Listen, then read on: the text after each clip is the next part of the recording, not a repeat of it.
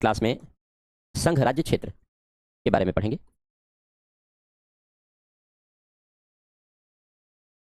Union territories के बारे में पढ़ेंगे, जिसको हम लोग बोलचाल में केंद्र शासित प्रदेश कहते हैं, क्योंकि हमने भारत सरकार के बारे में पढ़ लिया, राज्य सरकारों के बारे में पढ़ लिया। भारत सरकार और राज्य सरकारों के बीच का रिलेशन कैसा है ये हमने पढ़ लिया। तो अब सरकारों के लिए एक तो यूनियन टेरिटरीज हैं, केंद्र शासित प्रदेश हैं, 5वीं 6ठी अनुसूची के क्षेत्र हैं, लोकल गवर्नमेंट हैं, स्थानीय सरकारें हैं, पंचायतें नगर पालिकाएं हैं, तो इन्हें भी पढ़ना पड़ेगा सरकारों के अध्ययन में। ये हमने शुरू में बताया था। तो पहले यूनियन टेरिटरी पढ़ लेते हैं हम लोग। वैसे तो पंचायत शुरू करते हैं, लेकिन चूंकि पंचायत पढ़ने में 2-3 दिन लगेंगे और आज के बाद क्लास चूंकि डिस्कंटिन्यू हो जाएगी, तो छोटा टॉपिक ले लेते हैं जो एक दिन में खत्म हो जाएगा। तो यूनियन टेरिटरी पढ़ लेते हैं हम लोग, संघ राज्य क्षेत्र और 5वीं और 6ठी अनुसूची। तो पहले हम लोग यूनियन टेरिटरी के बारे में चर्चा करते हैं। संघ राज्य क्षेत्र, यूटी लिख देते हैं इसे इस तरीके से, यूनियन टेरिटरीज,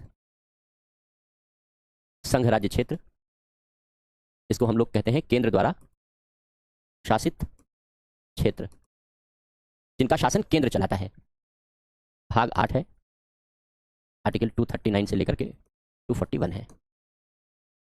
तो जब हमने स्वतंत्रता के बाद राज्यों का गठन किया तो एबीसीडी 4 श्रेणी के हमने राज्य बनाए थे। क्यों और कैसे वो हम लोग आगे चर्चा करेंगे। लेकिन एबीसीडी श्रेणी के राज्य जो बने उनको लेकर के तमाम तरीके की समस्याएं उत्पन्न होने लगी, क्योंकि स्वतंत्रता के आधार पर, स्वतंत्रता के बाद ही एक भाषा एक राज्य के गठन की मांग ने जन्म लिया कि भाई हमारे राज्य का गठन भाषा के आधार पर होना चाहिए। जैसे पंजाबियों के लिए पंजाब, तेलुगु लोगों के लिए आंध्र प्रदेश, मराठियों के लिए महाराष्ट्र, गुजरातियों के लिए गुजरात। तो आज़ादी के बाद ये ट्रेंड बड़ी तेजी से डेवलप हुआ कि भाई हमारी भाषा तो हमारा राज्य। तो इन सारी बातों को लेकर उथल पुथल होती रही, घटनाक्रम घटे, वो सारे घटनाक्रम हम लोग आगे पढ़ेंगे, इसलिए यहाँ पर स्किप कर रहे हैं, यहाँ छोड़ रहे हैं, लेकिन पढ़ेंगे अवश्य, लेकिन आगे पढ़ेंगे हम लोग। तो इन घटनाक्रमों के बाद 1956 से ये निर्णय लिया गया, राज्य पुनर्गठन आयोग बनाया गया था उसकी सिफारिश पर, उसके बारे में भी चर्चा करेंगे आगे, कि राज्यों का जो स्वरूप है उसको चेंज कर दिया जाए और स्वतंत्र रूप से राज्य बनाए जाए। और स्वतंत्र रूप से राज्यों के अतिरिक्त कुछ ऐसे क्षेत्र हैं जिनको केंद्र के अधीन रखा जाए, यानी वहां स्वतंत्र रूप से वहां शासन नहीं चलाया जाएगा जैसे राज्यों में चलाया जाता है। राज्यों में राज्यपाल और मुख्यमंत्री होते हैं जो स्वतंत्र रूप से स्टेट लिस्ट के सब्जेक्ट पर अपना शासन चलाते हैं, हम लोगों ने पढ़ा है। लेकिन जो इनका शासन होगा, यूनियन टेरिटरीज का होगा, इनका शासन केंद्र खुद चलाएगा। ये ऐसे एरिया होंगे, ये स्वतंत्र नहीं होंगे, केंद्र को खुद अपना शासन चलाना होगा। यहाँ पर क्यों, अलग अलग रीजन थे, कारण अलग अलग थे। जैसे अंडमान निकोबार, लक्षद्वीप, ये सब समुद्र के बीच में है, हमारे सुरक्षा के लिए, तटीय सुरक्षा के लिए बहुत इंपॉर्टेंट है। यहां पर बैठ करके हम दूर समुद्र में निगरानी रख सकते हैं और जो गैर कानूनी गतिविधियां हैं या देश को क्षति पहुंचाने वाली जो गतिविधियां हैं उनको वहां से बैठकर कंट्रोल कर सकते हैं और देश की सुरक्षा सुनिश्चित कर सकते हैं। तो ऐसे क्षेत्र तो राज्यों को तो सौंपे ही नहीं जा सकते या स्वतंत्र तो रखे ही नहीं जा सकते। मान लो ऐसी सरकार आ जाए जो केंद्र की बात न सुने, जैसे कुछ राज्यों में है, तो तब क्या होगा। तब फिर केंद्र ने यह तय किया कि भैया हमारे अधीन चलेगा इसका शासन। तो केंद्र शासित प्रदेश हो गया अंडमान निकोबार, लक्षद्वीप, दादरा नगर हवेली, दमन दीव, सब समुद्री एरियाज हैं, सब समुद्र के इलाके के द्वीप हैं। पुडुचेरी, पुडुचेरी फ्रांसीसी बस्ती था। आज भी अगर आप पुडुचेरी जाएं तो आपको पुडुचेरी में फ्रेंच पैटर्न के रहन सहन, फ्रेंच पैटर्न का पहनावा, खान पान, फ्रेंच रेस्टोरेंट आपको मिल जाएंगे। तो चूंकि वो फ्रांसीसी बस्ती था इसलिए फ्रेंच कल्चर आज भी बना हुआ है वहां पर। तो जब फ्रांस ने भारत को समझौता करके पुडुचेरी को सौंपा तो फ्रांस ने कहा कि भाई देखो अब तो ये तुम्हारे नागरिक हो गए, लेकिन पहले तो हमारे ही नागरिक थे, लेकिन और ये इनका कल्चर भारत से मेल नहीं खाता क्योंकि ये फ्रांसीसी लोग हैं, लेकिन ये भारत में ही रहना चाहते हैं, हमारे यहाँ आना नहीं चाहते, ध्यान रखना। तो भारत सरकार ने कहा बिल्कुल रखेंगे, क्योंकि हम इनका शासन खुद चलाएंगे, हम अपने हिसाब से चलाएंगे, राज्यों को नहीं देंगे, स्वतंत्र नहीं बनाएंगे, वरना राज्य कुछ भी गड़बड़ कर सकते हैं संकीर्णता के आधार पर, क्योंकि राज्यों में तो अलग अलग आधारों पर संकीर्णता जन्म लेती है, कहीं जाति के आधार पर, कहीं किसी आधार पर संकीर्णता ने जन्म ले रखा है। तो केंद्र ने कहा भी हम अपने अधीन चलाएंगे। चंडीगढ़ की बात आई, चंडीगढ़ को लेकर के झगड़ा था, पंजाब कहता था हमारा है, हरियाणा कहता था हमारा है, हिमाचल प्रदेश कहता था हमारा है। तो भारत सरकार ने कहा हमारा है, न तुम्हारा ये हमारा। तो पॉलिटिकल डिस्प्यूट था, पॉलिटिकल रीजन था, उस पॉलिटिकल रीजन की वजह से चंडीगढ़ केंद्र शासित प्रदेश बन गया। दिल्ली की बारी आई, दिल्ली देश की राजधानी है। अब जब दिल्ली देश की राजधानी है तो देश की राजधानी को तो स्वतंत्र नहीं रखा जा सकता। विश्व में कोई भी देश की राजधानी को स्वतंत्र नहीं रखता। क्यों? क्योंकि यहीं पर सारे दूतावास होते हैं, सारे राजदूत यहीं आते हैं, सारे अंतर्राष्ट्रीय गतिविधियां यहीं होती हैं। देश का चेहरा होता है उस देश की राजधानी। जैसे हम फ्रांस की बात करें तो आप कहोगे पेरिस, ब्रिटेन की बात करें तो आप कहोगे लंदन, और भी शहर हो सकता है आपको पता हो, रूस की बात करें तो आप कहोगे मास्को, लेकिन राजधानी जरूर पता होती है आपको। तो राजधानी किसी भी देश का चेहरा होती है, विदेशों में फेस होती है। अब पता चला फेस ही गायब है, केवल धड़धड़ है, तो फिर काम नहीं चलेगा। इसलिए हर देश अपनी राजधानी को अपने कंट्रोल में रखता है, हर देश में यही व्यवस्था है। तो दिल्ली देश की राजधानी है, इसलिए दिल्ली को केंद्र ने अपने कंट्रोल में रखा। तो आप देखो, एक रीजन नहीं है, एक कारण नहीं है, सबके लिए अलग अलग कारण है। जम्मू कश्मीर राज्य था, उसको यूनियन टेरिटरी बना दिया गया। क्यों बना दिया गया? क्योंकि जम्मू कश्मीर में आतंकवाद बहुत ज्यादा था। जम्मू कश्मीर में 370 लागू होने के कारण जम्मू कश्मीर के निवासियों के साथ ही भेदभाव होता था। वहाँ पंचायती राज के प्रावधान लागू नहीं थे, वहाँ नगरपालिका के प्रावधान लागू नहीं थे, वहाँ देश के आधुनिक कानून जैसे मनरेगा कानून, सूचना के अधिकार कानून, देश के जितने आधुनिक कानून हैं वो वहाँ लागू नहीं थे। वहाँ पुरुष महिला के आधार पर भेदभाव होता था। वहाँ जम्मू कश्मीर में ही जो जमींदारी पुरानी प्रथा चली आ रही है, वो जमींदारी प्रथा के लक्षण जम्मू कश्मीर में पूरी तरीके से मौजूद थे। और जम्मू कश्मीर के ही लोगों के साथ वहाँ की सरकार भेदभाव करती थी। ये तय कर लेती थी कि भाई इस समुदाय के लोग वोट नहीं देंगे, तो अब इस समुदाय के लोग वोट नहीं देंगे तो पता चला कि उस समुदाय के लोगों का वोटर आईडी कार्ड ही नहीं बना। वहाँ की सरकार ने मना कर दिया कि इस जाति के लोगों का वोटर आईडी कार्ड नहीं बनेगा। अब बताओ, हमारा संविधान, निर्वाचन आयोग हमारा, वोटर आईडी कार्ड निर्वाचन आयोग का निर्णय, लेकिन जम्मू कश्मीर की सरकार ने कह दिया कि इस जाति के लोगों का नहीं बनेगा वोटर आईडी कार्ड। तो निर्वाचन आयोग सर के बल उल्टा खड़ा हो जाए, लेकिन उस जाति के लोगों का वोटर आईडी कार्ड नहीं बनवा पाता था। हाँ, रोहिंग्याओं का वोटर आईडी कार्ड बनवा दिया था जम्मू कश्मीर सरकार ने। 5,000 रोहिंग्याओं को, सोचिए कहाँ रोहिंग्या, मणिपुर के बॉर्डर, रोहिंग्याओं को वहां से ला करके 5,000, जो उच्चतम न्यायालय में पेश किया गया डेटा है, बाकी बाद में उसमें कुछ बढ़ोतरी हुई हो तो मुझे नहीं पता, लेकिन उच्चतम न्यायालय में जो डेटा पेश किया गया, मैं उस डेटा की बात कर रहा हूं कि 5,000 रोहिंग्याओं के voter ID card, pan card और आधार कार्ड जो जम्मू कश्मीर में लाके बसाए गए उनके बने थे। और वही जो जम्मू कश्मीर के निवासी हैं उन्हीं को जातियों के आधार पर मना कर दिया, तुम्हारा वोटर आईडी कार्ड नहीं बनेगा। क्यों नहीं बनेगा पता नहीं, तुमको सरकारी नौकरी नहीं मिलेगी, तुम स्कूलों में अपने बच्चों को नहीं पढ़ा सकते हो, यानी दकियानुसी बातें, आतताई वाली शासन वाली व्यवस्था। तो जम्मू कश्मीर में अनुच्छेद 370 को खत्म करना जरूरी था, क्योंकि आप ये कैसे कह सकते हैं आज के इस जमाने में। फिर आर्टिकल 14 का मतलब क्या है? ये तो वही पुरानी जमींदारी व्यवस्था लागू हो गई कि जमींदार कहता था कि देखो इस घर के बच्चे पढ़ने ना पाए, तो उस घर के बच्चे नहीं पढ़ पाते थे। वही हाल जम्मू कश्मीर का था। इस जाति के लोगों को स्कूल में एडमिशन नहीं मिलेगा, स्कूल में एडमिशन नहीं मिलता था। इस जाति के लोगों को सरकारी नौकरी में प्रवेश नहीं मिलेगा, तो सरकारी नौकरी में वो फॉर्म ही नहीं भर सकते थे। तो ये तो बड़ी शर्मनाक व्यवस्था थी, ये तो बड़ी शर्मसार करने वाली व्यवस्था थी। इसको खत्म करना था। अब खत्म करें तो कैसे करें? इसको खत्म करने की जो पावर है वो केवल केंद्र के पास थी। सुरक्षा है उसके पास, सेना है, सीआरपीएफ के जवान हैं। क्योंकि अगर खत्म करेगी तो जो राजनेता है वो अपने राजनीतिक लाभ के लिए लोगों को बहकाते हैं। पूरे जम्मू कश्मीर पर लगभग 70 से 100 परिवारों का कब्जा था, पूरे जम्मू कश्मीर पर। ये 70 से 100 परिवार ऐसे थे जम्मू कश्मीर में जो जम्मू कश्मीर की जनता को जम्मू कश्मीर के हितों के बारे में, देश के हितों के बारे में जानने नहीं देना चाहते थे। क्यों? क्योंकि उनकी जमींदारी चली जाएगी। इसलिए जब भी 370 को हटाने की बात होती थी तुरंत पूरे देश में हंगामा मच जाता था। तो अब जम्मू कश्मीर को हटाना, जम्मू कश्मीर में 370 को हटाना था तो आसान नहीं था, क्योंकि विद्रोह की भी संभावना थी। तो ऐसी दशा में 370 वहां से हटाया गया।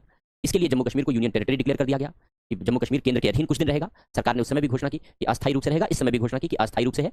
आगे चल करके हम राज्य का दर्जा वापस कर देंगे, लेकिन तब जब चारों तरफ शांति हो जाएगी। तब, जब तक चारों तरफ शांति नहीं होगी तब तक जम्मू कश्मीर यूनियन टेरिटरी रहेगा। तो अगर किसी पर्पस से लद्दाख को इसलिए बनाया गया क्योंकि लद्दाख वाले बहुत दिनों से मांग कर रहे थे कि भाई हमको कश्मीर से अलग कर दो, क्योंकि कश्मीर की सरकार हमारे साथ भेदभाव करती है, एक बात। दूसरी बात, कश्मीर की सरकार यहाँ ध्यान ही नहीं देती, इसलिए हमको अलग करके यूनियन टेरिटरी बना दो। तो लद्दाख को जम्मू कश्मीर से अलग करके यूनियन टेरिटरी बना दिया गया। तो इस तरीके से यूनियन टेरिटरी बनाने के रीजन अलग रहे हैं। हालांकि आर्टिकल 370 कॉन्स्टिट्यूशन में मौजूद है, लेकिन अब उसका वो प्रभाव खत्म हो गया जो पहले प्रभाव था। उसको डाइल्यूट कर दिया गया, उसकी सारी लैंग्वेज बदल दी गई, उसकी भाषा बदल दी गई। तो अनुच्छेद 370 के कारण जो जम्मू कश्मीर अपना अलग संविधान बना करके जम्मू कश्मीर में लागू करता था और भारत के संविधान के प्रावधानों को जम्मू कश्मीर में लागू करने से बचता था, वो सारी अव्यवस्था खत्म कर दी गई। इसको हम लोग पॉपुलर भाषा में कहते हैं कि आर्टिकल 370 खत्म हो गया।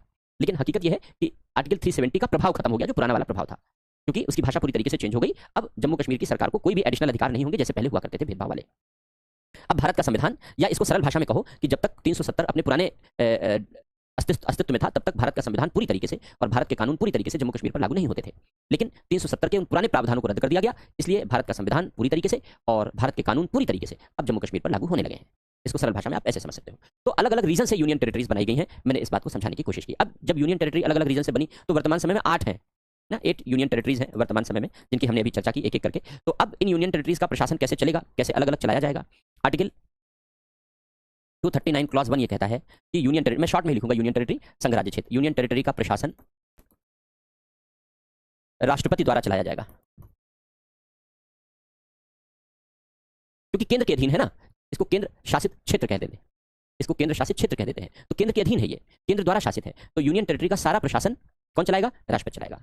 अब राष्ट्रपति कैसे चलाएगा? क्योंकि राष्ट्रपति तो नाम मात्र का प्रधान है, इतनी यूनियन टेरिटरीज है, कैसे चलाएगा? तो इसके लिए क्या करेगा राष्ट्रपति? इसके लिए प्रशासक नियुक्त करेगा और प्रशासक के माध्यम से चलाएगा, प्रशासक के माध्यम से,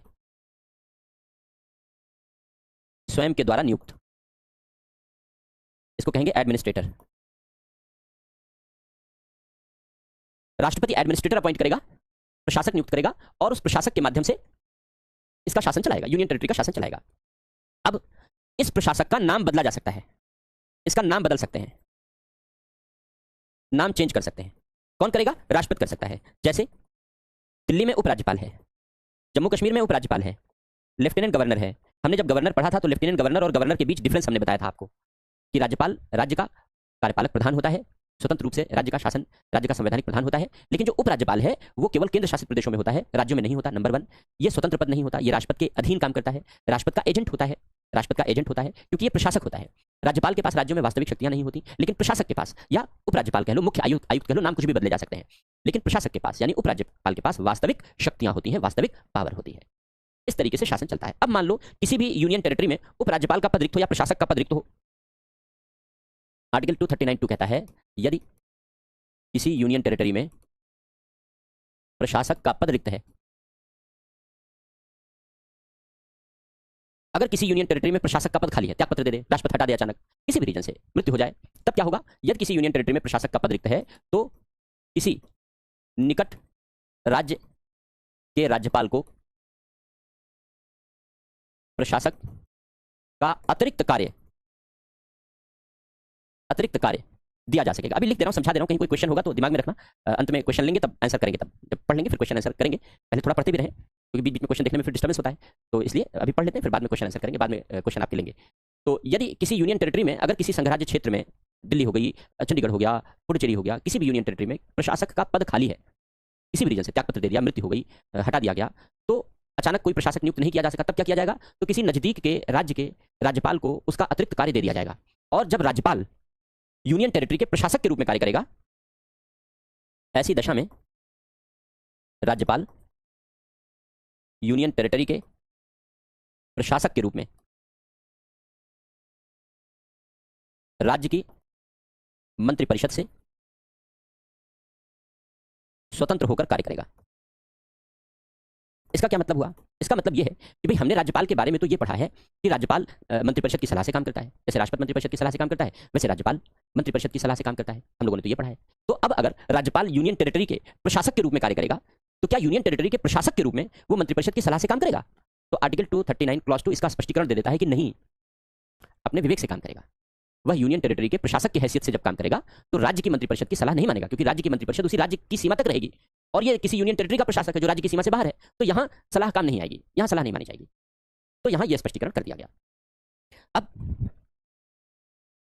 आर्टिकल 239A ये कहता है, ये तो बात हो गई कि भाई यूनियन टेरिटरी का प्रशासक कौन चलाएगा, कैसे चलाएगा।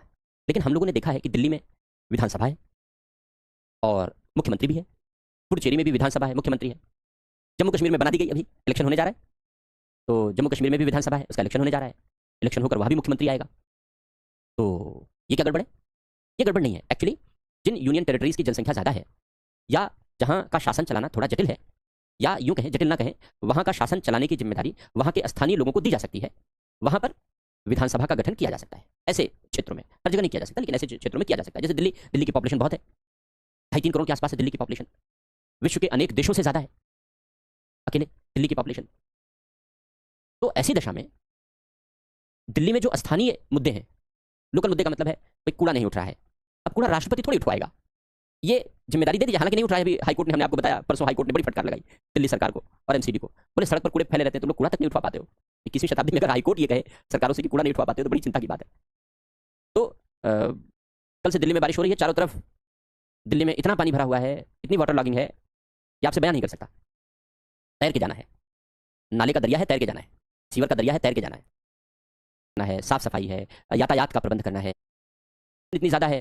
तो 2.5-3 करोड़ लोगों के लिए भारत सरकार निर्णय ले पाना भारत सरकार के लिए बड़ा कठिन होगा। इसके लिए ज्यादा अच्छा होगा कि एक वहीं की जनता मिलकर के, यहीं दिल्ली की जनता मिलकर के, अब दिल्ली में भी चुनाव होने वाले हैं अगले साल जनवरी फरवरी में होंगे, तो हम लोग वोट डालेंगे। अब ये मत पूछना सर किसको वोट देंगे, तो मैंने पहले बता दिया मैं वोट कैसे देता हूँ। मैं वोट देता हूँ प्रत्याशी देख के, दल देख के कभी नहीं देता मैं, क्योंकि इसी पोलिटिकल पार्टी को ही देना है, नेवर। मैं निर्दलीय को भी मैं वोट दे देता हूँ, मैंने निर्दलियों को भी वोट दिया है। हालांकि मैंने जब दिया है जमानत जब्त हुई है, क्योंकि निर्दलियों को जल्दी लोग वोट नहीं देते, क्योंकि अगर ज्यादा पढ़े लिखे हैं, IIT IIM से पढ़े लिखे हैं, उनके एजेंडे बड़े अच्छे हैं, तो हम तो एजेंडा देख के वोट दे देते हैं। लेकिन यहाँ पर वोट देने का तौर तरीका ही दूसरा है।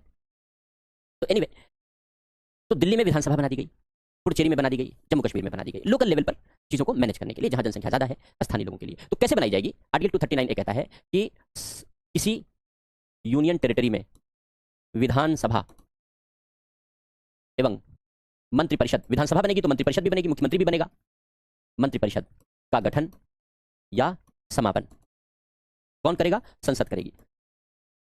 कैसे करेगी? कानून बनाकर, विधि द्वारा करेगी।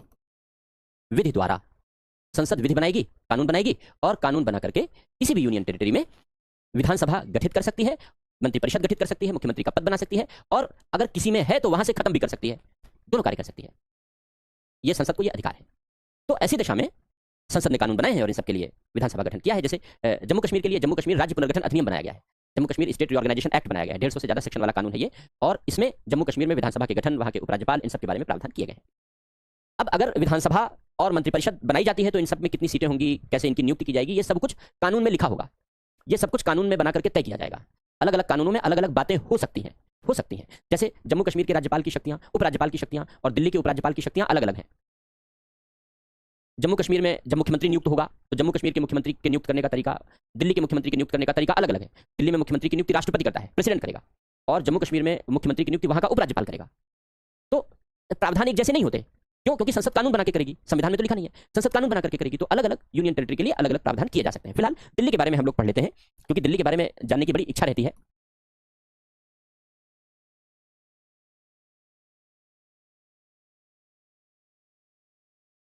दिल्ली के विषय में प्रावधान करने के लिए 69th कॉन्स्टिट्यूशनल अमेंडमेंट 1991 पारित किया गया, और इसके द्वारा आर्टिकल 239 बिल्कुल इंपॉर्टेंट नहीं है, बिल्कुल भी इंपॉर्टेंट नहीं है, मैं केवल आपको जानकारी देने के लिए लिख दे रहा हूँ, बाकी ये बिल्कुल भी इंपॉर्टेंट नहीं है, बिल्कुल इंपॉर्टेंट नहीं है।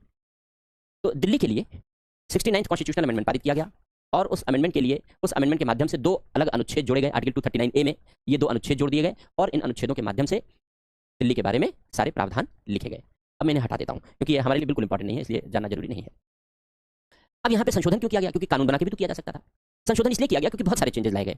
जो शेड्यूल है, 7वीं अनुसूची है, उसमें भी दिल्ली के संदर्भ में चेंज लाया गया, तो इसलिए संविधान संशोधन की जरूरत पड़ी। अन्यथा संविधान संशोधन के बिना भी काम चल जाता अगर केवल विधानसभा बनानी होती तो।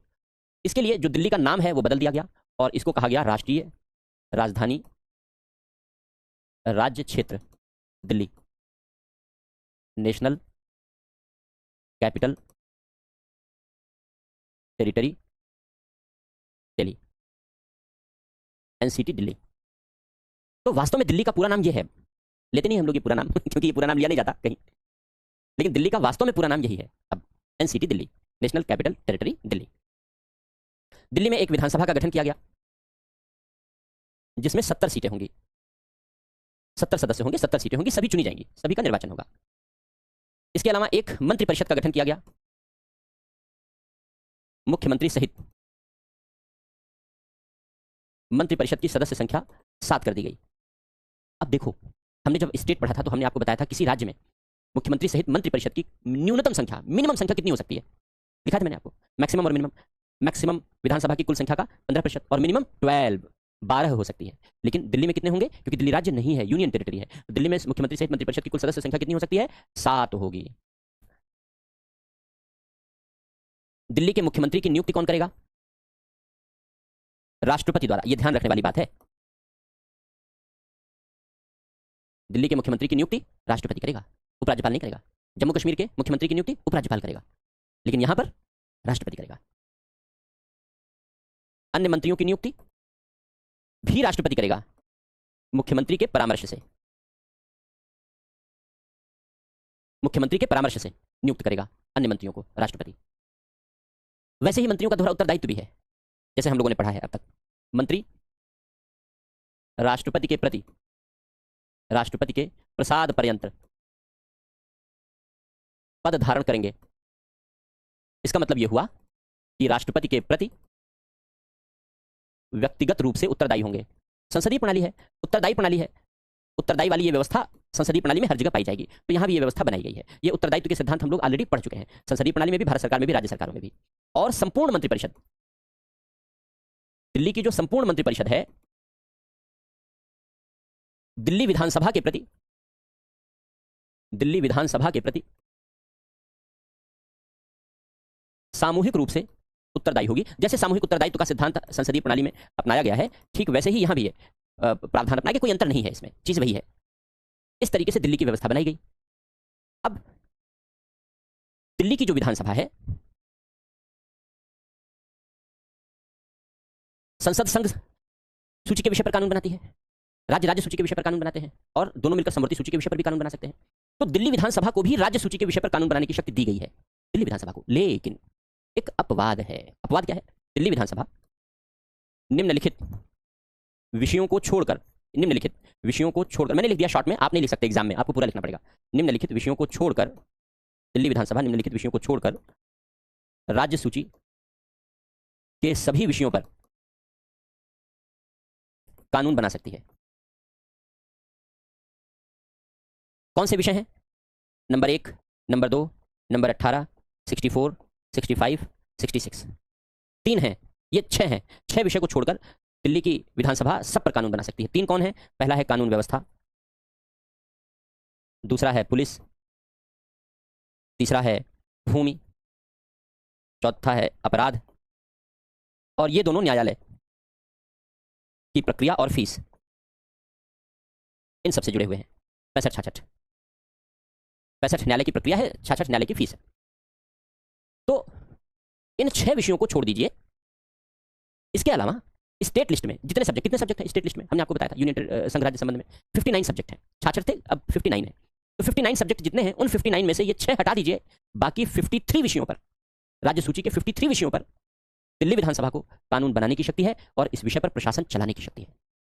इस विषय पर प्रशासन चलाने की शक्ति। ये चीजें क्यों रखी गई हैं केंद्र के हाथों में, दिल्ली विधानसभा को क्यों नहीं दी गई, इसकी चर्चा भी हम आगे करते हैं। मान लो इस विषय को चलाने में अगर दिल्ली के मुख्यमंत्री एवं उपराज्यपाल के मध्य कोई विवाद हो जाए, क्योंकि उपराज्यपाल को भी वास्तविक शक्तियां दी गई हैं, उपराज्यपाल भी वास्तविक शक्तियां रखता है। तो अगर उपराज्यपाल और दिल्ली के मुख्यमंत्री के बीच कोई विवाद हो जाए तो क्या होगा? तो संविधान ये कहता है, आर्टिकल 239 ए 239 ए बी जो लिखा है उसी में सब बातें लिखी गई। ये जितना पढ़ रहे हैं सब उसी में लिखी गई बातें हैं, कॉन्स्टिट्यूशन में लिखी गई बातें हैं, अमेंडमेंट करके लिख दिया गया। तो अगर कोई विवाद है तो उपराज्यपाल, मैं इसको एलजी लिख दे रहा हूं, उपराज्यपाल मतलब लेफ्टिनेंट गवर्नर, तो एलजी ऐसे विवाद को, एलजी मतलब लेफ्टिनेंट गवर्नर, उपराज्यपाल, तो एलजी ऐसे विवाद को राष्ट्रपति के पास भेजेगा और राष्ट्रपति के निर्णय के आधार पर दोनों कार्य करेंगे। अगर कोई झगड़ा है, अक्सर झगड़ते रहते हैं दिल्ली के एलजी और सीएम, अक्सर आप देखते हैं, तो अगर दिल्ली के उपराज्यपाल और दिल्ली के मुख्यमंत्री के बीच कोई झगड़ा है, कोई विवाद है, तो एलजी ऐसे विवाद को राष्ट्रपति के पास भेजेगा, राष्ट्रपति जो निर्णय लेगा उसी निर्णय के आधार पर दोनों को कार्य करना होगा, साफ साफ लिख दिया गया। लेकिन मान लो राष्ट्रपति का निर्णय आने में देरी है और निर्णय तुरंत लेना है, तब क्या होगा? किंतु यदि तुरंत निर्णय आवश्यक है और राष्ट्रपति ने समाधान नहीं दिया है, तुरंत निर्णय लेना जरूरी है और राष्ट्रपति ने अभी तक समाधान नहीं दिया, तो जैसा एलजी उचित समझे, लेफ्टिनेंट गवर्नर उपराज्यपाल उचित समझे, निर्णय ले। मुख्यमंत्री नहीं, उपराज्यपाल। क्यों? क्योंकि यूनियन टेरिटरी है ना, ये केंद्र का शासित प्रदेश है, राज्य नहीं है जहां मुख्यमंत्री को ज्यादा पावर दी जाएगी। ये केंद्र का शासित प्रदेश है, केंद्र का शासित प्रदेश होने के नाते केंद्र को पावर ज्यादा रहेगी, केंद्र का एजेंट एलजी है, एलजी को पावर ज्यादा रहेगी। ये बात कॉन्स्टिट्यूशन में लिख दिया गया है। सुप्रीम कोर्ट ने भी कहा है, इस विवाद पर उच्चतम न्यायालय ने भी कहा है कि भाई दोनों को संविधान की भावना के आधार पर काम करना होगा। संविधान में जो लिखा है उसके हिसाब से करो, लड़ो मत, झगड़ो मत, क्योंकि सुप्रीम कोर्ट तक लड़ाई पहुंच गई। तो सुप्रीम कोर्ट ने कहा कि एक तो संसदीय प्रणाली अपनाई गई है, तो संसदीय प्रणाली के नाते राज्यपाल को मुख्यमंत्री की सलाह से काम करना होगा, नंबर एक बात। लेकिन दिल्ली राज्य नहीं है, लेफ्टिनेंट गवर्नर को अतिरिक्त पावर है, तो जहां संविधान लेफ्टिनेंट गवर्नर को अतिरिक्त पावर देता है वहां लेफ्टिनेंट गवर्नर अपनी मर्जी से काम कर सकता है। दोनों बातें हैं। तो वही बात है जो कॉन्स्टिट्यूशन में लिखा है, उसी को उच्चतम न्यायालय ने इस तरीके से एक्सप्लेन किया। लेकिन न्यायालय ने कहा कि संसदीय प्रणाली है तो सामान्य तौर पर लेफ्टिनेंट गवर्नर को मुख्यमंत्री की सलाह से काम करना चाहिए, सारी फाइलें मुख्यमंत्री को लेफ्टिनेंट गवर्नर के पास भेजनी चाहिए, तब लेफ्टिनेंट गवर्नर को निर्णय लेना चाहिए। लेकिन अब जैसे ये विषय है, कानून व्यवस्था है, पुलिस है, भूमि है, तो इस पर दिल्ली के मुख्यमंत्री का कोई अधिकार नहीं है। यहां तो सीधे उपराज्यपाल निर्णय लेगा, यहां तो दिल्ली के मुख्यमंत्री से फाइल जाने की भी जरूरत नहीं है, यहां तो उपराज्यपाल अपनी मर्जी से इन विषयों पर निर्णय लेगा। लेकिन बाकी जो विषय हैं, शिक्षा है, स्वास्थ्य है, परिवहन है, साफ सफाई इत्यादि, ऐसे विषयों पर संसदीय प्रणाली के आधार पर काम करना होगा। तो लिखो उच्चतम न्यायालय का निर्णय, लिखो उच्चतम न्यायालय को निर्णय लिखो। सामान्यतः दोनों को संसदीय प्रणाली की भावना के आधार पर, सामान्यतः दोनों को संसदीय प्रणाली की भावना के आधार पर कार्य करना चाहिए।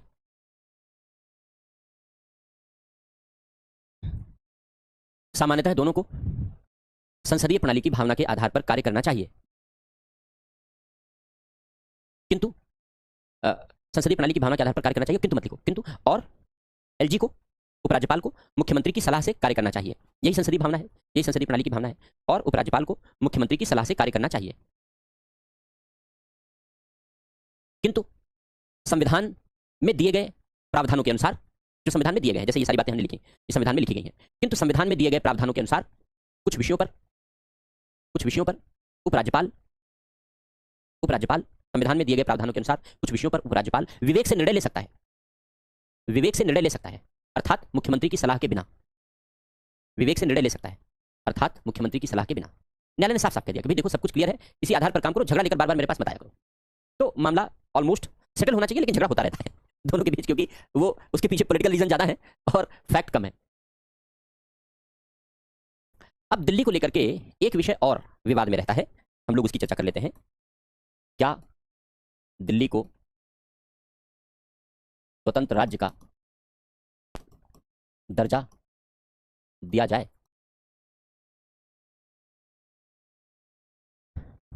क्या दिल्ली को स्वतंत्र राज्य का दर्जा दिया जाए? क्यों? क्योंकि आप पिछले कुछ वर्षों में देखोगे तो राजनीतिक दलों ने दिल्ली को स्वतंत्र राज्य का दर्जा देने की मांग की है। कोई राजनीतिक दल इसका एक्सेप्शन नहीं है, कोई पॉलिटिकल पार्टी इसका एक्सेप्शन नहीं है। अपने अपने राजनीतिक लाभ के लिए, अपने अपने राजनीतिक लाभ के लिए। जैसे वर्तमान समय में दिल्ली में जिस राजनीतिक दल की सरकार है वो अक्सर दिल्ली में धरना प्रदर्शन करती रही है कि भाई हमको स्वतंत्र राज्य का दर्जा चाहिए, हमको स्वतंत्र बना दो। जैसे यूपी, एमपी, बिहार, तमिलनाडु, केरल है, वैसे हमको भी बना दो। हालांकि इस समय तो मुख्यमंत्री बहुत दिनों से जेल में है, आज सुनवाई होनी है, आज डिसीजन आना है कि बाहर आएंगे या कुछ दिन अभी और जेल में रहेंगे। तो दिल्ली को स्वतंत्र राज्य का दर्जा दिया जाए या ना दिया जाए, अब इसके पक्ष और विपक्ष में तर्क दिए जा सकते हैं।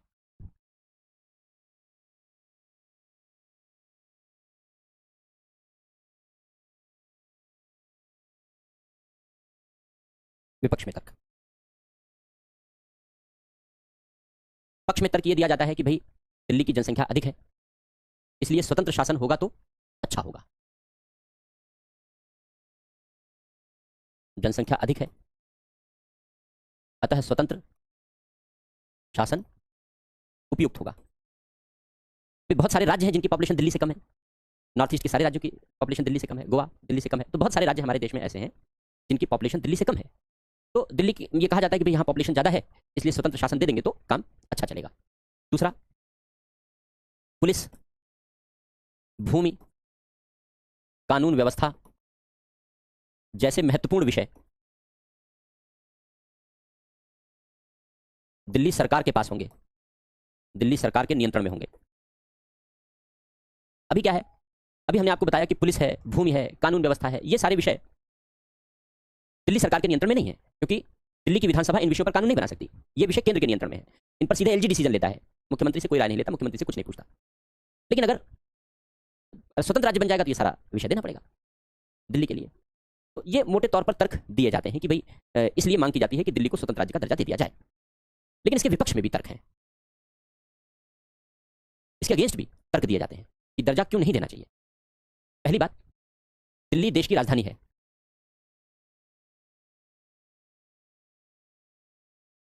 राजधानी केंद्र के नियंत्रण में होती है, केंद्र के नियंत्रण में होती है। विश्व में यही पैटर्न है।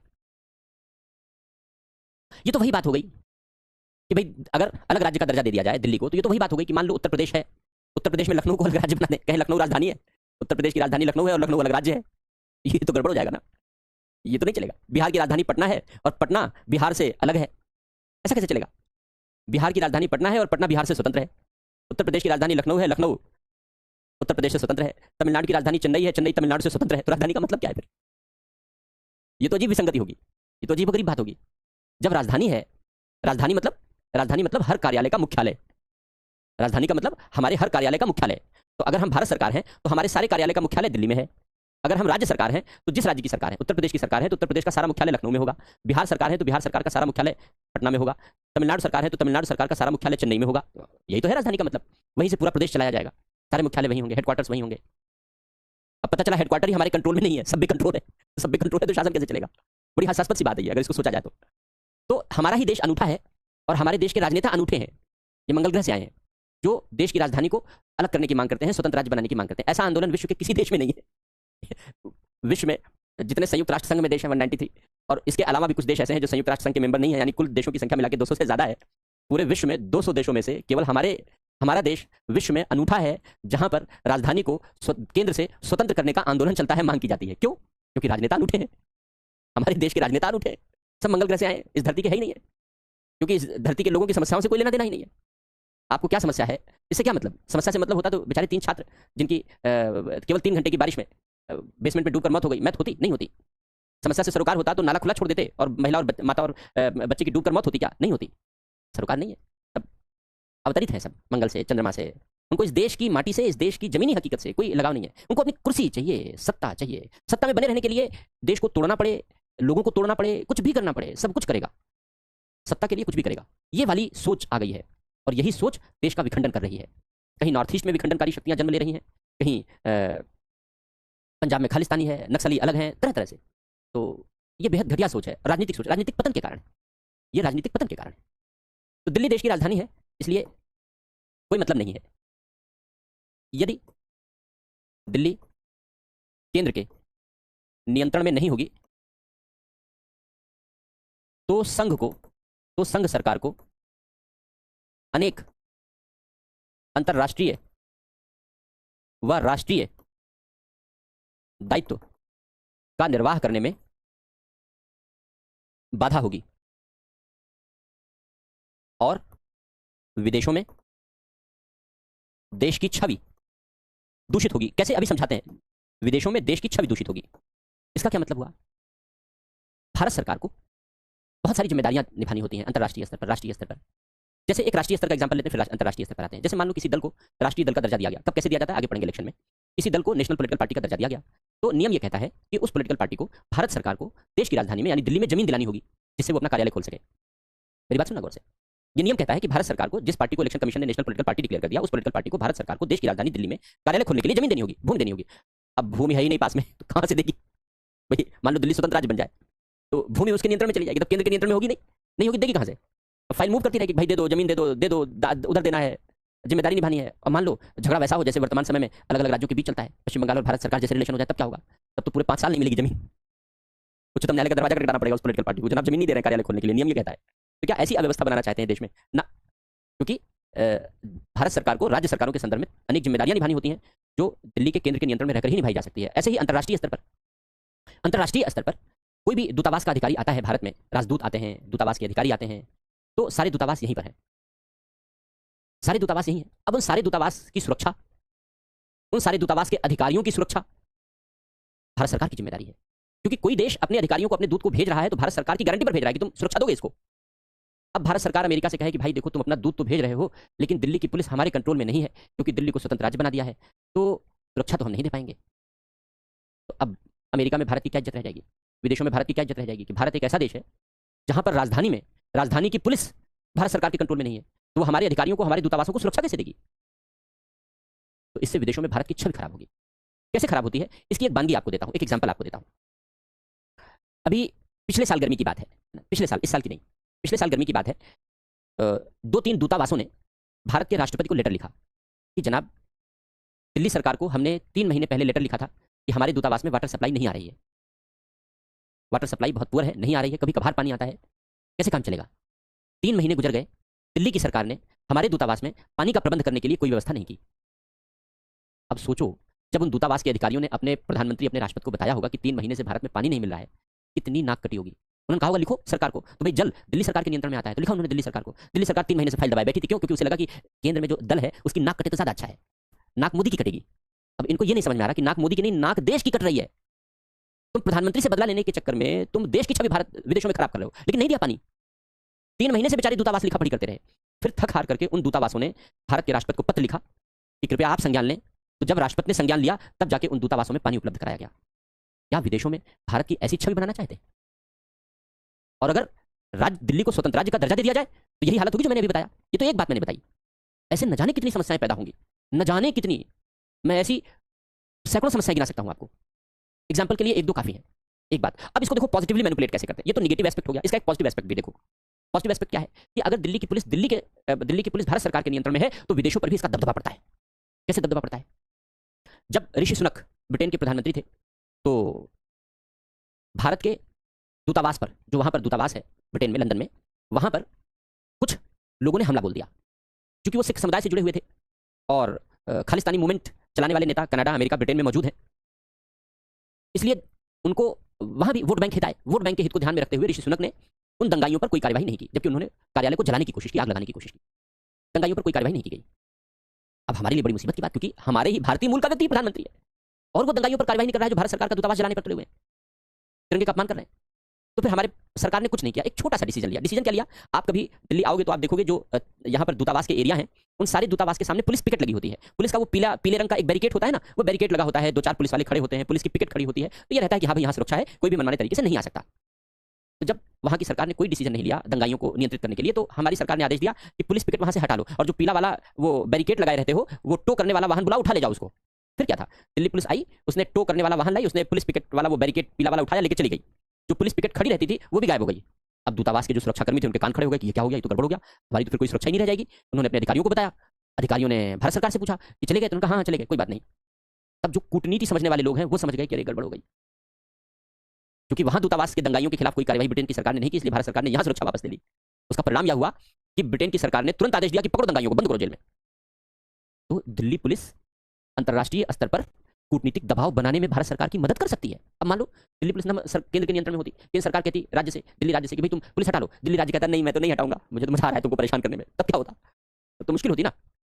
तो ये जो प्रावधान है कि पुलिस केंद्र के नियंत्रण में है, इसका हम कूटनीतिक दबाव के लिए भी उपयोग कर सकते हैं। एक एग्जांपल्स मैंने आपको, पुराने एग्जांपल बहुत है, लेकिन उन पुराने एग्जांपल को देने से कोई फायदा नहीं, जो नए एग्जांपल है वो मैं दे रहा हूं। तो ये मत समझना कि मैं किसी एक प्रधानमंत्री की तारीफ कर रहा हूं, मैं भारत सरकार की बात बता रहा हूं, क्योंकि कुछ बच्चे ऐसे ही डिसीजन निकाल लेते हैं, ऐसे निर्णय ले लेते हैं, इसका मतलब ये टीचर भाजपाई हैं क्योंकि ये इन्होंने प्रधानमंत्री की तारीफ कर दी, तो ये ऐसे भी सोचने वाले लोग होते हैं।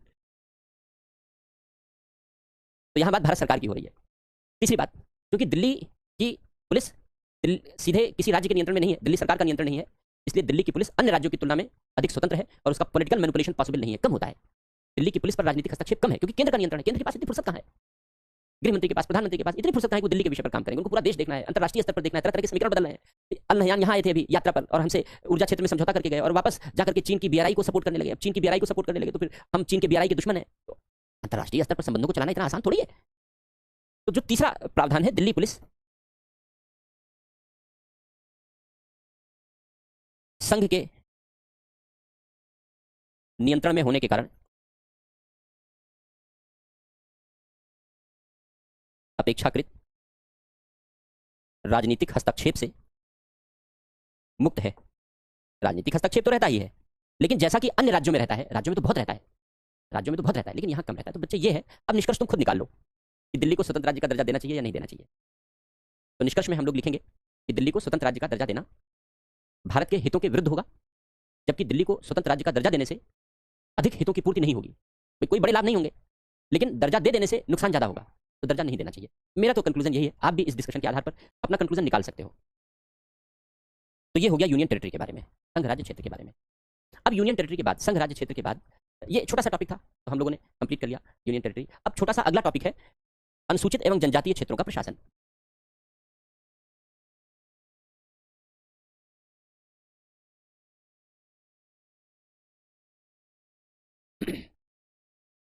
भाग 10 अनुच्छेद 244, अनुसूचित और जनजातीय क्षेत्रों का प्रशासन। इसके अंतर्गत दो अनुसूचियां जोड़ी गई हैं, 5वीं अनुसूची और 6ठी अनुसूची, 6th शेड्यूल, 5th शेड्यूल और 6th शेड्यूल, ये दो शेड्यूल जोड़े गए हैं, दो शेड्यूल जोड़े गए हैं। जो 5th शेड्यूल है वो ये कहता है कि असम, त्रिपुरा, मेघालय, मिजोरम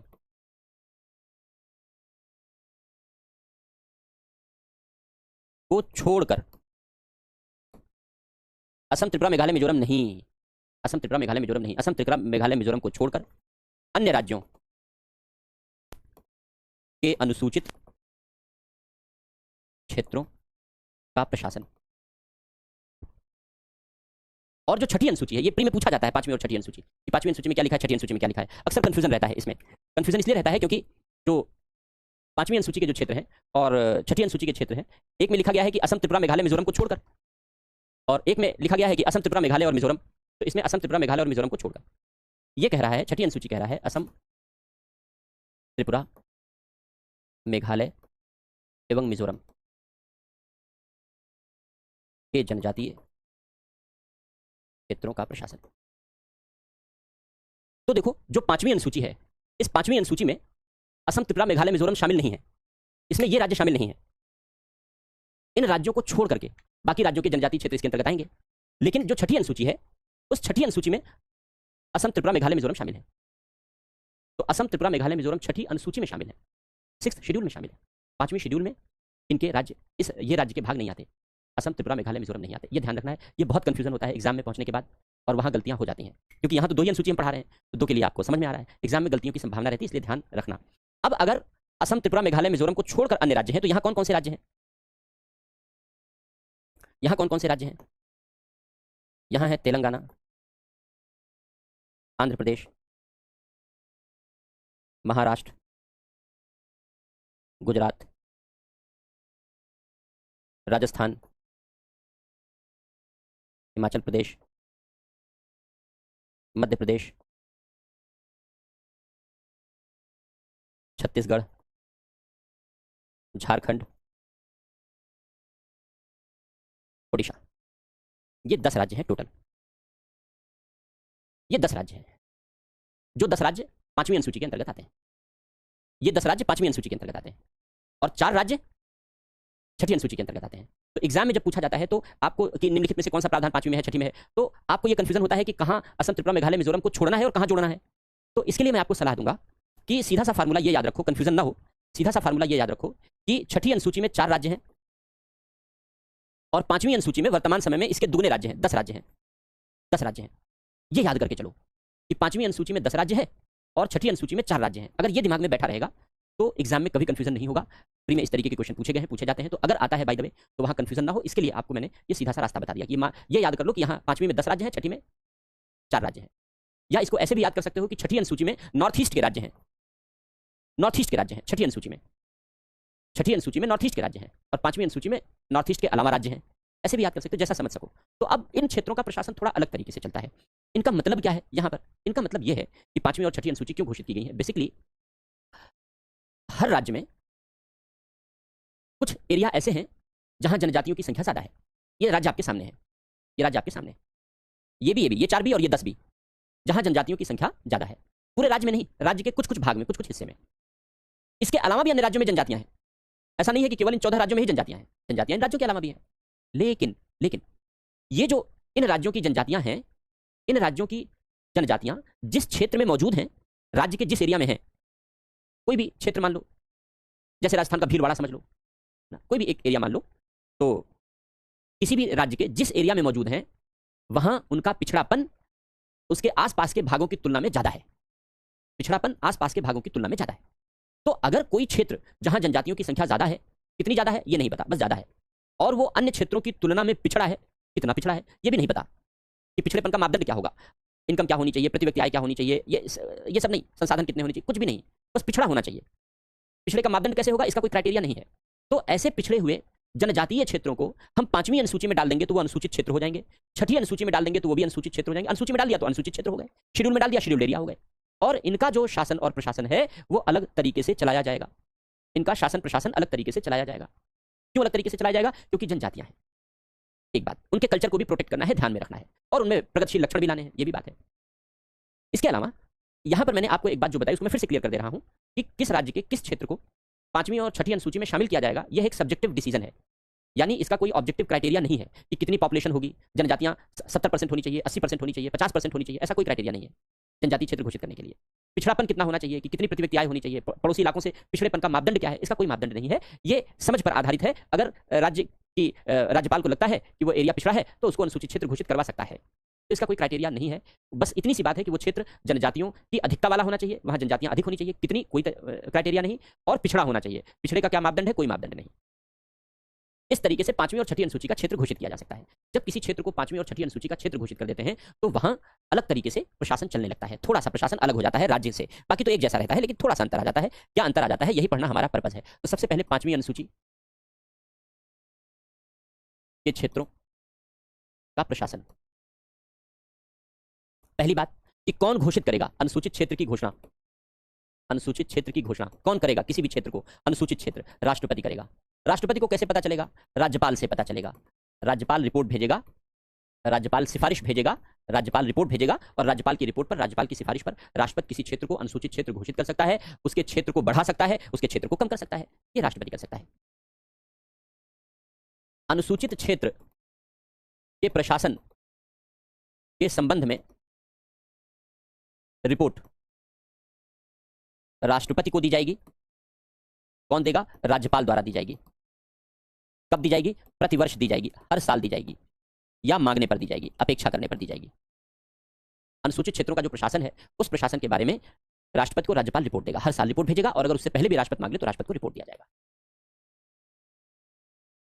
अनुसूचित क्षेत्र के प्रशासन के विषय में राज्यपाल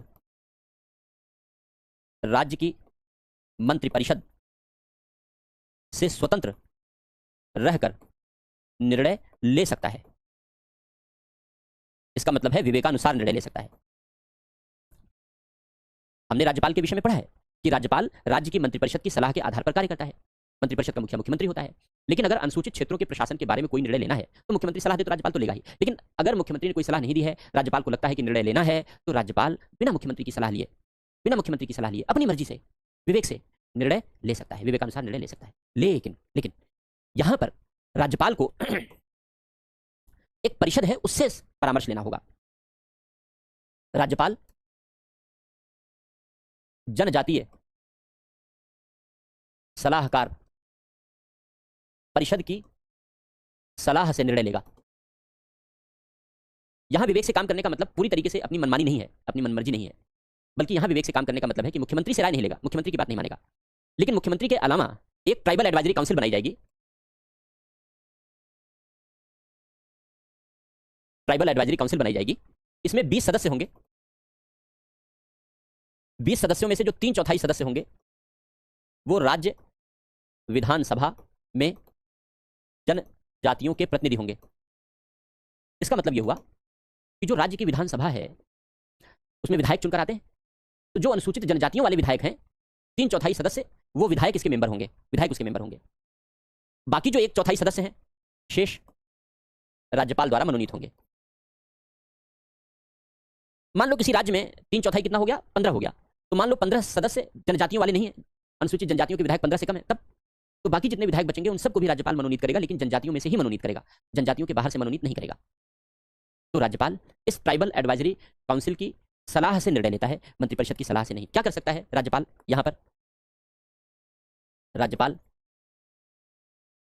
साहूकारी, मनी लेंडिंग, साहूकार होते हैं ना गांव में, दूर दराज क्षेत्रों में जो छोटे छोटे उधार देते हैं गांव के लोगों को, जमीन लिखवा लेते हैं, इसी बहाने कब्जा कर लेते हैं, तो बड़ी लापरवाही होती है। तो लेकिन गांव में प्रचलन में है अभी भी दूर दराज एरिया में।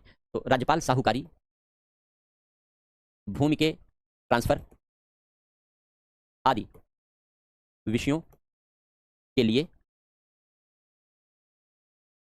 विनियम बना सकता है। विनियम मतलब नियंत्रण करने वाला नियम, रेगुलेशन, नियंत्रण करने वाला नियम। ऐसा नियम बनाएगा जिससे कंट्रोल किया जा सके, नियंत्रण करने वाला नियम बनाएगा। राज्यपाल संसद या राज्य विधानमंडल के कानून को इन क्षेत्रों में लागू होने से रोक सकता है, इन क्षेत्रों में लागू होने से रोक सकता है, या स्वयं या संशोधन कर लागू कर सकता है। इसका मतलब क्या हुआ? इसका मतलब यह हुआ, इतनी बड़ी पावर है, ट्राइबल एडवाइजरी काउंसिल के परामर्श से ही करेगा, लेकिन इतनी बड़ी पावर है। क्या पावर है कि वैसे तो संसद का जो कानून है पूरे देश में लागू होता है, और राज्य विधानमंडल जो कानून बनाता है वो उस राज्य में लागू होता है। ये हम लोग पढ़ चुके हैं, आर्टिकल 245 हमने पढ़ा है। अगर संसद के कानून में संशोधन करना है तो संसद करेगी, राज्य विधानमंडल के कानून में संशोधन करना है तो राज्य विधानमंडल करेगा। लेकिन अगर राज्यपाल को लगता है कि संसद और राज्य विधानमंडल का कानून इन क्षेत्रों में लागू करने से जनजातियों का अहित होगा, जनजातियों के लिए ठीक नहीं होगा, तो वो कानून लागू करने से रोका जा सकता है। राज्यपाल रोक देगा, कानून नहीं लागू होगा। इतना ही नहीं, अगर राज्यपाल को यह लगता है कि इस कानून में थोड़ा संशोधन कर दिया जाए, इस कानून में थोड़ा अमेंडमेंट कर दें और लागू किया जा सकता है, तो वैसे तो संशोधन का अधिकार संसद और राज्य विधानमंडल को है, लेकिन अनुसूचित क्षेत्रों में कानूनों को लागू करने के लिए राज्यपाल स्वयं संशोधन कर सकता है और अमेंडमेंट के बाद आदेश दे सकता है कि लागू किया जाएगा। इतनी पावर दे दी गई है। अच्छे शासन के लिए, साहूकारी, भूमि या अच्छे शासन के लिए जो भी राज्यपाल विनियम बनाना चाहे बना सकता है। तो ये 5वीं अनुसूची के क्षेत्र के विषय में प्रशासन है। ये व्यवस्था जनजातीय क्षेत्रों के लिए अलग से इसलिए दी गई जिससे जनजातीय क्षेत्रों का हम तीव्र विकास कर सकें, उनकी परंपराओं को संरक्षण देते हुए। लेकिन सब कुछ अव्यवस्था का शिकार हो जाता है, अच्छे से हो नहीं पाता। अब जब हम लोग 5वीं अनुसूची की बात करते हैं तो 5वीं अनुसूची से संबंधित एक कानून है पेशा कानून। तो पेशा हम लोग तब पढ़ेंगे जब हम लोग स्थानीय सरकार पढ़ लेंगे। तो जब भ्रमण करके लौटेंगे, ये सेमिनार वगैरह से लौटेंगे, तो सेमिनार वगैरह से आने के बाद हम लोग स्थानीय सरकार शुरू करेंगे, और स्थानीय सरकार जब पढ़ेंगे तो वहाँ हम आपको पेशा पढ़ाएंगे। तो यहाँ पेशा कानून हम छोड़ रहे हैं, वहाँ शिफ्ट करेंगे, क्योंकि अभी हमने पंचायती राज नहीं पढ़ा है और पेशा को, पंचायती राज को समझे बिना समझा नहीं जा सकता। तो हम लोग पेशा को वहाँ शिफ्ट करेंगे, वहाँ पढ़ लेंगे। ये तो 5वीं अनुसूची के बारे में हो गया। अब 6ठी अनुसूची, यानी जो महत्वपूर्ण विशेषताएं हैं जो हमारे लिए काम आती हैं। 6ठी अनुसूची का प्रशासन। देखो, शुरुआत की 2 बातें तो सिमिलर हैं। जैसे हमने यहाँ पर लिखा कि अनुसूचित क्षेत्र की घोषणा राष्ट्रपति द्वारा की जाएगी, रिपोर्ट राज्यपाल देगा, ये 2 बातें एकदम सेम है। यहाँ पर पहली बात अनुसूचित क्षेत्र की घोषणा राष्ट्रपति द्वारा राज्यपाल की रिपोर्ट पर, या फिर अनुसूचित क्षेत्र के प्रशासन संबंधी रिपोर्ट भी राष्ट्रपति को दी जाएगी राज्यपाल द्वारा प्रतिवर्ष, हर साल, या अपेक्षा करने पर, यानी जब राष्ट्रपति मांगे, जब राष्ट्रपति ऐसी अपेक्षा करे, अपेक्षा करने पर दी जाएगी, रिपोर्ट दी जाएगी। अब इसके अलावा जो प्रशासन है छठी अनुसूची का, ये उससे अलग है। छठी अनुसूची के बारे में जो प्रावधान है वो आर्टिकल 244 क्लॉज 2 में है। पांचवी अनुसूची के बारे में आर्टिकल 244 क्लॉज 1 में है। आर्टिकल उतना इंपॉर्टेंट नहीं है जितना पांचवी और छठी अनुसूची इंपॉर्टेंट है, फिर भी हमने लिख दिया है। तो अब छठी अनुसूची का जो प्रशासन है वो अलग तरीके से चलता है, वैसे नहीं चलता। यहां ट्राइबल एडवाइजरी काउंसिल नहीं होती। अब यहां भी राज्यपाल को विवेकाधिकार दिए गए हैं। राज्यपाल को विवेकाधिकार प्राप्त है। राज्यपाल को विवेकाधिकार प्राप्त है तो राज्यपाल यहां कैसे प्रशासन चलाने के लिए व्यवस्था बनाता है। अब यहां प्रशासन चलाने की जो व्यवस्था है वो अलग तरीके की है। अलग तरीके की व्यवस्था कैसी है यहां पर प्रशासन चलाने की? प्रशासन चलाने की जो व्यवस्था है यहां पर, अब इसको ध्यान से समझना। राज्यपाल किसी भी क्षेत्र को, जैसे 4 राज्य हैं ना, असम, त्रिपुरा, मेघालय, मिजोरम, इन 4 राज्यों के कुछ कुछ क्षेत्रों को छठी अनुसूची का क्षेत्र घोषित कर देता है, जनजातीय क्षेत्र घोषित कर दिया। जो छठी अनुसूची के क्षेत्र आ गए, उन छठी अनुसूची के क्षेत्रों में स्वायत्त जिला बना सकता है राज्यपाल। इन क्षेत्रों में स्वायत्त जिले की स्थापना कर सकता है। Autonomous district. ये क्या होते हैं? देखो, एक तो जिला होता है, एक तो जिला होता है। जिला जैसे लखनऊ जिला है, यहाँ गाजियाबाद जिला है, नोएडा जिला है ना, आसपास की बात कर रहे हैं। इधर सोनीपत जिला है, इधर गुड़गांव जिला है, दिल्ली के आसपास की बात कर रहे हैं। पटना भी जिला है, लखनऊ भी जिला है, जयपुर भी जिला है, रायपुर भी जिला है, रांची भी जिला है। तो ये सब डिस्ट्रिक्ट हैं, जिला है। जिला क्या होते हैं? जिला प्रशासन की यूनिट है, प्रशासन की फंडामेंटल यूनिट है। जब प्रशासनिक इकाइयों का निर्माण किया गया तो जिला को प्रशासन की मौलिक यूनिट, फंडामेंटल यूनिट बनाया गया, मूलभूत इकाई बनाया गया, जिससे जिले स्तर पर ही प्रशासन, जिले स्तर से ही प्रशासन चलाया जा सके। ये पर्पज रहा है। तो जिले हर जगह हैं। जैसे मैं पड़ोस के जिले का एग्जांपल ले लूं कि भाई गाजियाबाद है बगल में जिला, तो ये स्वायत्त जिले क्या हैं? ये स्वायत्त जिले इन जिलों से अलग हैं, जिले के भीतर जिले हैं, या 2-3 जिलों में मिला के एक जिला है। इसका क्या मतलब है? इसका मतलब यह है कि मान लो जैसे गाजियाबाद एक जिला है, हम बता रहे हैं, तो अब अगर गाजियाबाद में कुछ इलाके में जनजातियां रहती हैं तो उस कॉलोनी को, उस मोहल्ले को, उस इलाके को हम स्वायत्त जिला घोषित कर देते। बाकी जिला बना रहेगा, जिले में जिलाधिकारी रहेगा, वो अपना काम करेगा, पुलिस अधीक्षक रहेगा, वो अपना काम करेगा। वो मोहल्ला, वो कॉलोनी स्वायत्त जिला हो जाएगा। ऐसे समझ लो, वो मोहल्ला, वो कॉलोनी स्वायत्त जिला हो जाएगा। तो आप जिस जिले में रह रहे हो वो जिला तो है, वहाँ डीएम भी है, एसपी भी है, सब है, काम करेंगे। लेकिन आप ही के जिले में अगर किसी मोहल्ले में, किसी कॉलोनी में जनजातियां ज्यादा रहती हैं तो उसको स्वायत्त जिला बना दें, उस इलाके को स्वायत्त जिला बना दें। अब वो मोहल्ला नहीं रहेगा, वो कॉलोनी नहीं रहेगी, उसका नाम हो जाएगा स्वायत्त जिला। इतनी सी बात है, इतनी सी बात है। तो अगर वो जनजातियां एक से अधिक जिलों में फैली हैं तो 2 जिलों के क्षेत्र को मिलाकर एक स्वायत्त जिला बना दिया, 2 जिलों के क्षेत्र को मिलाकर एक स्वायत्त जिला बना दिया, क्योंकि हमें तो जिला यहां जनजातियों की संख्या के आधार पर बनाना है। तो ऐसे ही जो पूर्वोत्तर के 4 राज्य हैं वहां पर स्वायत्त जिले बनाए जा सकते हैं। ये बात समझ में आ गई? स्वायत्त जिलों का मतलब क्या है? अब एक सवाल दिमाग में ये भी हो रहा होगा कि भाई सबको एक ही तरीके से क्यों नहीं रखा? ये 5वीं अनुसूची में और छठी अनुसूची में अलग अलग राज्यों को क्यों रखा? ऐसा इसलिए किया गया बच्चों, क्योंकि जो छठी अनुसूची के अंतर्गत राज्य रखे गए, असम, त्रिपुरा, मेघालय, मिजोरम, यहां पर जनजातीय विविधता बहुत ज्यादा है, बहुत ज्यादा है। पूरे नॉर्थ ईस्ट में 125 से अधिक किस्म की जनजातियां रहती हैं। पूरे नॉर्थ ईस्ट की पॉपुलेशन मिलाकर 4-5 करोड़ भी नहीं है, और 125 से अधिक किस्म की जनजातियां रहती हैं। और उनमें कुछ जनजातियां ऐसी हैं जो एक दूसरे को अपना दुश्मन मानती हैं। ऐसे समझ लो कि अगर कोई दिवाली को उत्साहपूर्वक मना रहा है कि भाई दिवाली हमारे लिए आने वाली है, दिवाली हमारे लिए उत्साह है, हम हर्ष उल्लास के साथ मनाते हैं, तो कोई दिवाली को शोक दिवस के रूप में मना रहा होगा। अब उसके घर के सामने पटाखे फोड़ोगे तो क्या करेगा? वो AK-47 उठाएगा, फोड़ेगा, क्योंकि वहां तो हथियार है सबके पास, हथियारबंद गिरोह है ज्यादातर। हालांकि सरकार धीरे धीरे कोशिश कर रही है कि भाई जो नागरिकों के पास हथियार है वो ना हो और लोग आपस में मिलजुल करके रहें। लेकिन क्योंकि जनजातियां अपनी परंपराओं से चिपकी हैं, वो जिस दायरे में है, जिस एरिया में है, उनको लगता है कि अगर हम हथियारबंद नहीं होंगे ये हम पर हमला कर सकता है, ये हम पर आक्रमण कर सकता है। तो अपनी अपनी परंपराओं को लेकर के, अपनी अपनी रूढ़ियों को लेकर के सब बड़ी डिफेंसिव मोड में रहती हैं, बड़ी रक्षात्मक मुद्रा में रहती हैं, और इसीलिए कभी कभी आक्रामक मुद्रा में आ जाती हैं। तो अगर जनजातियों को ऐसा लगता है तो उनके हितों को सुरक्षित करने के लिए ऐसे स्वायत्त जिले स्थापित किए जा सकते हैं। जैसे अभी देखो, बोडोलैंड स्वायत्त परिषद स्थापित की गई है।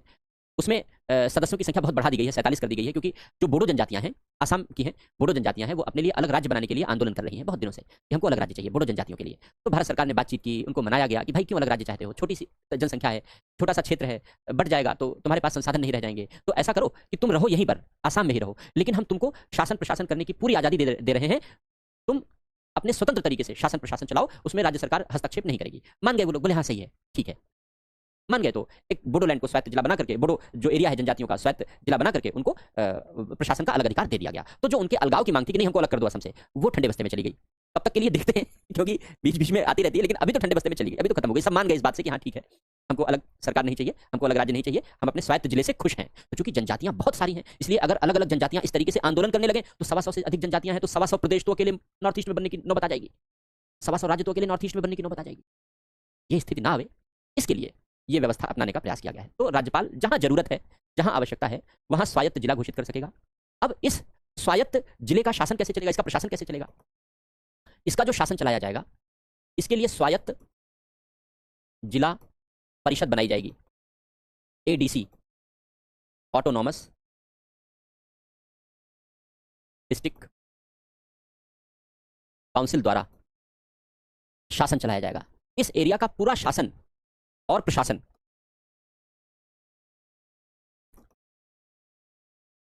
इस एरिया का पूरा शासन प्रशासन जिलाधिकारी नहीं चलाएगा, एसपी नहीं चलाएगा, ये चलाएंगे, एडीसी चलाएंगे, क्योंकि इनको स्वायत्त जिला बना दिया गया, इनको जिले के प्रशासन से स्वतंत्र अधिकार दे दिया गया।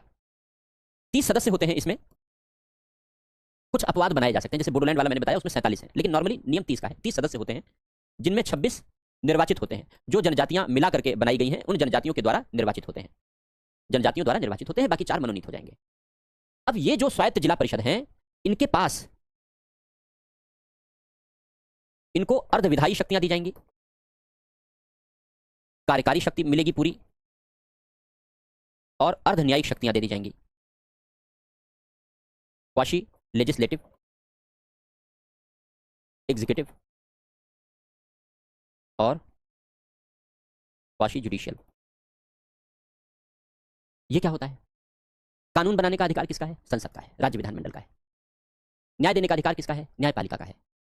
लेकिन अगर न्याय देने का अधिकार न्यायपालिका के अलावा कोई करे तो उसको क्या कहते हैं, अर्ध न्यायिक संस्था कहते हैं। पढ़ा है न्यायपालिका में, पढ़ा है कि न्याय देने का कार्य न्यायपालिका के अलावा कोई संस्था करे तो अर्ध न्यायिक संस्था होगी, और उसकी शक्ति को अर्ध न्यायिक कहेंगे। ऐसे ही कानून बनाने की जो पावर है वो संसद के पास है, राज्य विधानमंडल के पास है। लेकिन अगर कानून बनाने की शक्ति हम संसद या राज्य विधानमंडल के अलावा किसी दूसरे को दे दें, इसको दे दें, इनको दे दें, ऑटोनॉमस डिस्ट्रिक्ट काउंसिल को दे दें, तो इसको अर्धविधायी शक्ति कहेंगे, कानून बनाने जैसी शक्ति।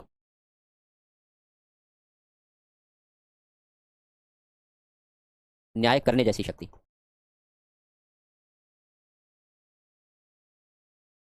सरकार चलाने की शक्ति। यानी जो 3 अंग हमारे यहां अलग अलग काम करते हैं, संसद कानून बनाती है, कार्यपालिका कानूनों को लागू करती है, जिसको हम कहते हैं सरकार चला रही है, न्यायपालिका न्याय देती है। इन स्वायत्त जिला परिषदों में ये तीनों काम एक ही संस्था करती है। यानी यहां शक्ति पृथक्करण लागू नहीं होता, यहां तीनों काम एक ही संस्था करती है। यही स्वायत्त जिला परिषद कानून बनाएगी, यही स्वायत्त जिला परिषद लागू करेगी, निर्णय लेगी, नीतियां बनाएगी, यही स्वायत्त जिला परिषद मुकदमों की सुनवाई भी करेगी और डिसीजन देगी। और कुछ मामलों में तो हाईकोर्ट में अपील भी नहीं जा सकती, कुछ मामलों में तो इन्हीं का निर्णय अंतिम होगा। ये सर्वोच्च न्यायालय भी हो जाते हैं कहीं कहीं। यानी हमने सारी पावर इनको दे दी, इसीलिए लिखा हमने शासन प्रशासन की सारी पावर मिल जाती है। अर्धविधायी, कार्यकारी, कानून बनाने जैसी शक्ति मिल गई, सरकार चलाने जैसी शक्ति मिल गई, न्याय देने जैसी शक्ति मिल गई। तो ये तीनों शक्तियों का प्रयोग ये सारी संस्थाएं ये ऑटोनॉमस डिस्ट्रिक्ट करेगी। अब किन विषयों पर करेगी, जो विषय राज्य सूची, समवर्ती सूची के विषय हैं, उन्हीं विषयों पर इनको ये अधिकार सौंपा जाता है। कौन सौंपेगा, राज्यपाल सौंपेगा, राज्य से राय लेकर के। तो किन किन विषयों पर ये सारे काम कर सकते हैं, जैसे विषय के लिए भूमि हो गया, कृषि हो गया, भूमि का हस्तांतरण हो गया, ट्रांसफर हो गया, वन हो गया, विवाह, तलाक, उत्तराधिकार इत्यादि।